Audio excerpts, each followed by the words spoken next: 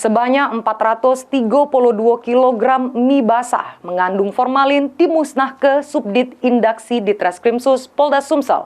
Hasil sitaan dari penggerebekan pabrik mie basah di Lubuk Linggau bulan kemarin.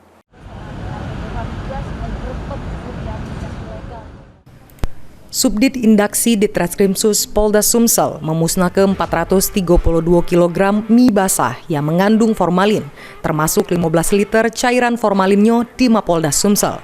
Mie basah ini merupakan hasil dari penggerebekan pabrik mie basah di Jalan Kenanga 1 Lintas, Kelurahan Senalang, Lubuk Linggau pada April kemarin.